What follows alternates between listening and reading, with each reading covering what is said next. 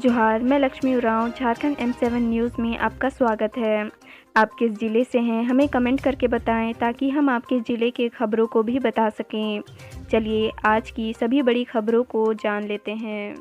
झारखंड में 9 मोबाइल चोर arrest, 80 mobile जब्त, ऐसे करते थे मोबाइल की चोरी।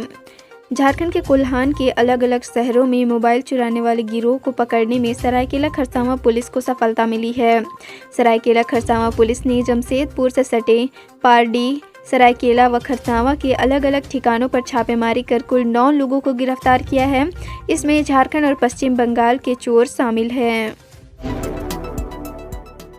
पंडित दीनदयाल उपाध्याय जयंती, सर्वांगीण विकास को लेकर क्या बोले झारखंड बीजेपी के नेता धर्मपाल सिंह।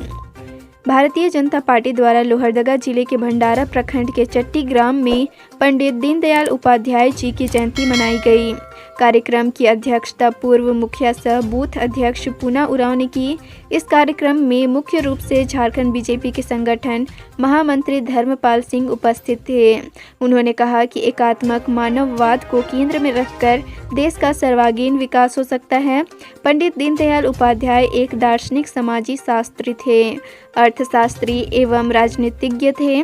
उनके द्वारा प्रस्तुत दर्शन को एकात्मक मानववाद कहा जाता है, जिसका उद्देश्य एक ऐसा स्वदेश सामाजिक आर्थिक मॉडल प्रस्तुत करना था जिसमें विकास के केंद्र में मानव हो और संपूर्ण राष्ट्र। जंगली हाथियों के उत्पात पर मंत्री अर्जुन मुंडा ने लिया संज्ञान, दिया पीड़ित परिवार को मुआवजा देने का निर्देश।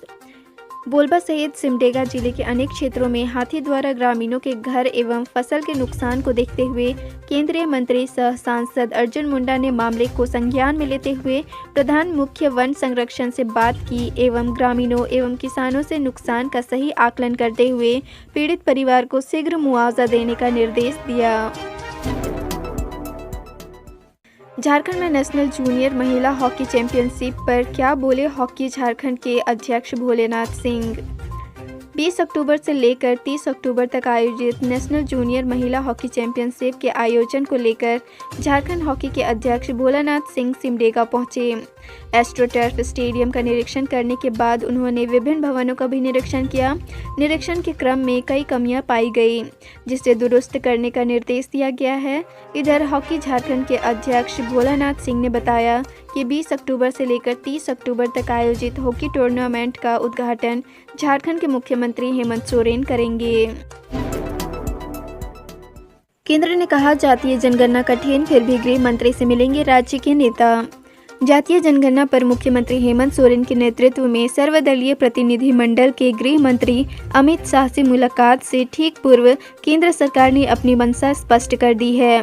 सुप्रीम कोर्ट में दिए हलफनामे में केंद्र सरकार ने कहा है कि प्रशासनिक दृष्टिकोण से जातीय जनगणना बहुत कठिन है। एक तरह से केंद्र सरकार ने जातीय जनगणना करने से फिलहाल मना कर दिया है, फिर भी मुख्यमंत्री के नेतृत्व में झारखंड का सर्वदलीय प्रतिनिधि मंडल अमित शाह से मिलकर जातीय जनगणना के साथ साथ सरना धर्म कोड को लागू करने का दबाव बनाएगा।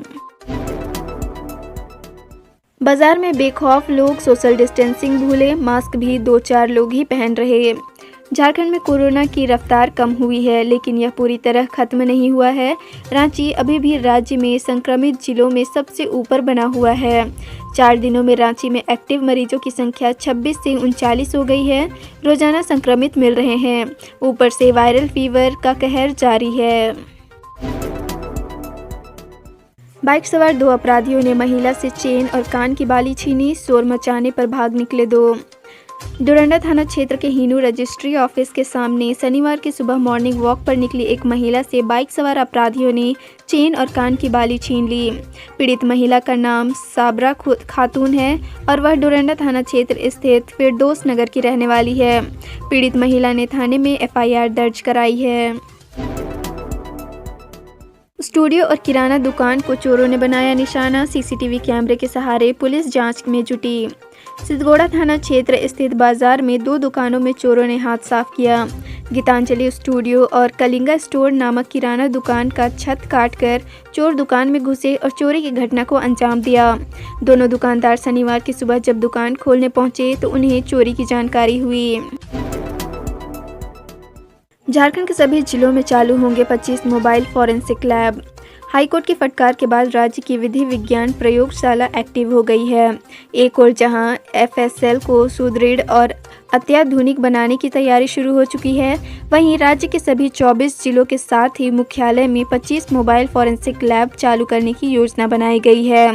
वैसे तो राज्य गठन के बाद जब राज्य में विधि विज्ञान प्रयोगशाला की स्थापना की गई थी, तब जिलों में मोबाइल फॉरेंसिक लैब शुरू की गई थी। ये लैब पुराने जिलों में शुरू की गई थी। इसके बाद राज्य में 6 और जिलों का गठन किया गया, वहां मोबाइल फॉरेंसिक लैब नहीं है। पुराने जिलों के मोबाइल फॉरेंसिक लैब भी सही तरीके से काम नहीं कर पा रहे हैं। 1.5 वर्ष बाद खुली छठी 7वीं कक्षा की पाठशाला, स्कूल परिसर में उछले कूदे बच्चे। कोरोना संक्रमण ने आम जनजीवन को पूरी तरह अस्त व्यस्त कर दिया है। इससे व्यवसायी, नौकरी सहित सभी वर्ग के लोग प्रभावित हुए हैं, लेकिन सबसे अधिक क्षति बच्चों को हुई।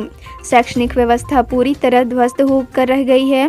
सरकार ने शैक्षणिक व्यवस्था पटरी पर लाने के लिए पहल शुरू किया है। इसके तहत वर्ग 6 से 8 तक की स्कूलें शुक्रवार से खोल दी गई। प्रवेश बढ़ाने को आवासीय स्कूल में बदलेंगे सभी नवासी मॉडल स्कूल। झारखंड में इंग्लिश मीडियम वाले सभी नवासी सरकारी मॉडल स्कूल अब आवासीय स्कूल में बदलेंगे। इन स्कूलों में हॉस्टल बनाए जाएंगे, जिन पर करीब 268 करोड़ रुपए खर्च होंगे। शिक्षा विभाग ने यह प्रस्ताव तैयार किया है। वित्त विभाग की सहमति के बाद इसे कैबिनेट में भेजा जाएगा। कोरोना काल में सबसे ज़्यादा एडवांस टैक्स देने वाला सेक्टर बना मेडिकल। कोरोना काल में मेडिकल सेक्टर के पैसों से ही धनबाद आयकर प्रक्षेत्र की झोली भरी। कोरोना से पूर्व 7वें स्थान में रहने वाला यह सेक्टर पिछले 2 साल से सबसे ज़्यादा एडवांस टैक्स देने वाला क्षेत्र बनकर उभरा। इस सेक्टर में डॉक्टर, प्राइवेट हॉस्पिटल, दवा कारोबारी, मेडिकल इक्विपमेंट एजेंसी समेत मेडिकल सेवा से जुड़े एक कारोबारी शामिल है। चाकुलिया में 2.5 घंटे तक रुकी रही डाउन स्टील एक्सप्रेस, यात्री हुए काफ़ी परेशान। पश्चिम बंगाल स्थित गिधनी रेलवे स्टेशन के पास शनिवार की सुबह अपनी मांगों को लेकर स्थानीय किसानों ने चक्का जाम कर दिया। इस कारण चाकुलिया रेलवे स्टेशन पर डाउन स्टील एक्सप्रेस अपने निर्धारित समय पर आ गई, पर 2 घंटे 24 मिनट तक रुकी रही।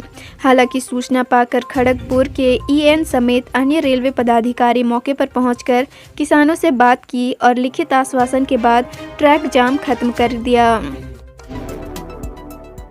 नशे में कस्टमर ने की थी दुष्कर्म का विरोध करने पर महिला की हत्या, मृतिका का मोबाइल भी आरोपी के पास से मिला।